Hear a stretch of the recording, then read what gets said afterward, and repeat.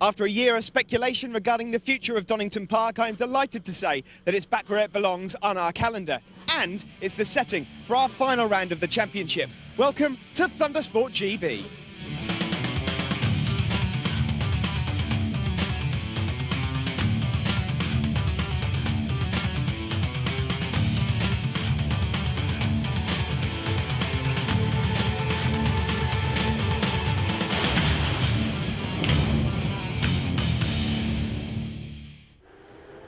Yes, welcome to glorious Donington Park in Leicestershire for the last rounds of Thundersport GB.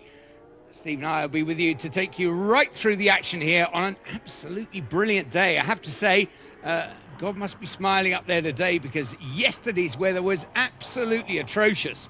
Most of the qualifying took place in appalling conditions, but I'm glad to say down on the grid, it's the Thundersport 500s, and Steve's waiting for him. Number 83, Colin McCabe, is on pole position for the first of the Bridgestone Thundersport 500 races here today.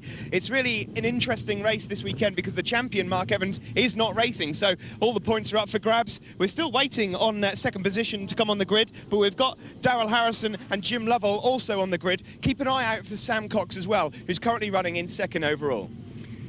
Yes, it's been a fantastic season this year, Steve, and I think one of the most noticeable things about this championship is how many more young riders are choosing to join in. It has become a very cost-effective way of going big bike racing, and we've got a great mixture up the front of some of the older hands and some of the real young bloods coming through.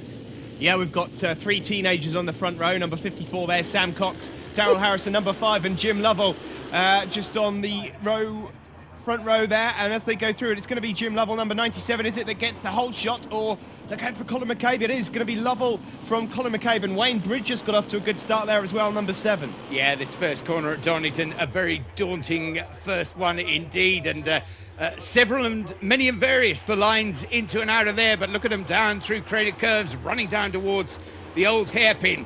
This glorious part of the course, and you can see that the overnight weather, it's almost entirely dry, the track now. Just one or two slippery spots for them to look out for, Steve. Yeah, Donington Park's always a little bit slippery, isn't it? But with the track temperature pretty cold, they're still going to have to be a little bit careful. But at the front at the moment, it's 83. Colin McCabe from Wigan has a big look over his shoulder and sees that Jim Lovell is right behind him. A little bit further back there, we can see number 26, which is Matthew Poncia. Yes, he doesn't want to spend too much time looking over his shoulder. I tell you where they are, mate, right behind you. Look, here comes Wayne Bridges, number 7, through, well, almost to lead it, but just getting shuffled out there by 97, Jim Lovell. Good to see Jim back in the saddle. Broke his leg at a nasty accident at Cadwell Park a few months back.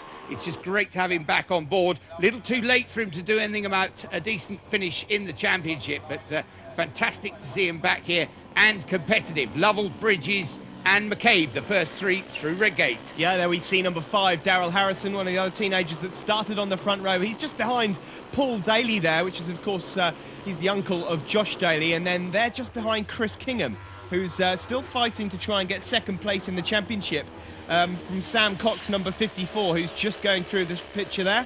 Yep, 3-2-1 is Chris Kingham. He's been battling with Mark Evans for the overall championship all year, but in recent events, Sam Cox has been taking most of the wins. Oh dear, and there's one of the riders down there. We've also had notice of a 10-second penalty, Steve, for a jump start. I think that was James Webster, number 66, so he'll be dropping down the order.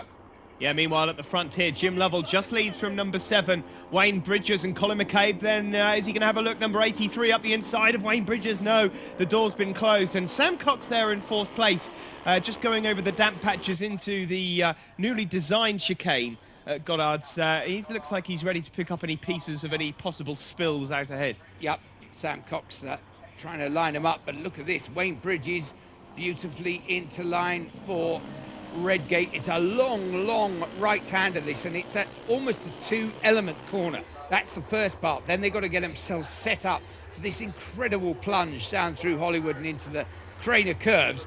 Daunting stuff for a rider on any machine, Steve. It is, yeah, but it's not so daunting for Jim Lovell, who slams it up the inside of the number 7 Wayne Bridges into the old hairpin. It's a brilliant circuit there. One of the key things about this circuit is the way it flows, though. One corner out of line, and it really messes up your whole lap because they just do, as you say, flow into each other. As we see Phil Doody there, 147 going through, and he's just ahead there of number 48, Alan Brookbanks. Yep. I think it was Mark Biswell that we saw earlier in that gravel trap, but up front, the four leaders, just a little bit of a breakaway at the moment, and here they are almost fanning out four abreast as they come down. Well, I would have said under the old Dunlop Bridge, but of course that's been removed, so not there as a landmark at the moment. Through Goddard's they come and out to complete another lap. Yeah, really anyone's guess who's going to win this at the moment, because they're all just in slipstream of each other. Colin McCabe in third there, number 83 with the luminous yellow colour scheme. He's looking to go up the inside. Wayne Bridges loses 2 places within the space of, well, half of the start-finish straight there as they go into Hollywood and down through Craner Curves once more. Yeah, so this series has been brilliantly supported all year, and there we see our miscreant, that's 66 James Webster, who's got that 10-second penalty for the jump start. But yes, it's been brilliantly supported, not just this year, but for the last 3 years, Steve, hasn't it? The 500s, huge grids, many more competitors waiting in the wings to come into it next year. It just is one of the most healthy series on 2 wheels. It is, yeah. We've got a lot more youngsters interested in coming into this series for next season. Of course, Leon Haslam didn't do too badly out of it all those years ago, so it's a great place to come if you maybe not got the budgets, so to speak, of maybe getting on a 600. As we see there at number 72, that's Dynamite Bailey going through, and that's Jeff Orchard as well. Big old twitch there too. Most exciting, I'm sure, and unnerving for a moment or two. Look at Sam Cox, though, trying to get out of 4th place, runs it up the inside, just nicks up into 3rd on the run into Goddard's. A number of riders been finding it a bit difficult there and have dragged a bit of mud back onto the circuit. It is extra slippery on the entry into that corner, but on the exit, look at this. Wayne Bridges head down once again. He should be first into Redgate. Yeah, and Jim Lovell's just gone back past Sam Cox into 3rd as well. You can see there Sam Cox, the luminous orange leathers, just in 4th position as they head through Hollywood and down through Craner Curves. Colin McCabe then into the lead, and Jim Lovell has got the perfect line to go up the inside into the old hairpin here, and does so. Oh no, he doesn't quite. Just getting squidged out of it, and Wayne Bridges, well, he's been on it all throughout the entire event here at Donington. He's just set another fastest lap of the race. They've been trading him this lot, but Wayne Bridges goes faster still that time round, so we'll see whether he can use that extra speed, just closing up there as they run up the hill towards Coppice.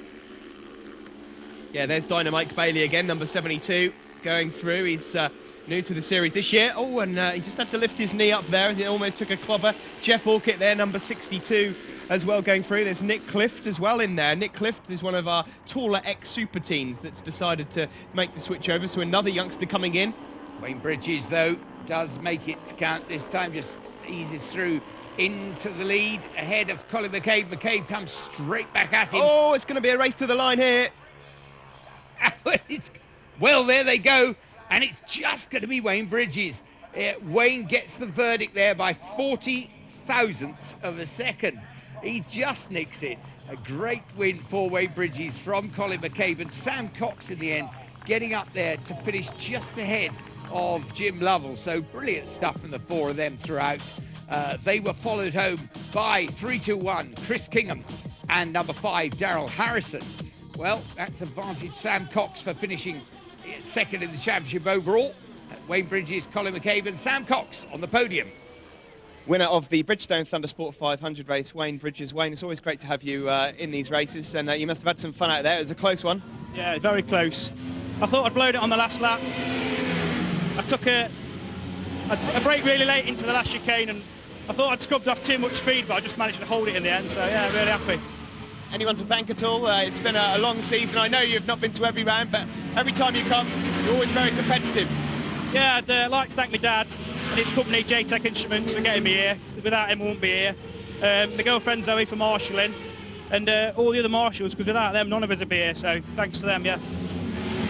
Yes, huge thanks to Marshals indeed. If I were you, sir, I'd put that tinny in your tent and keep it in the shade. We'll be back after the break.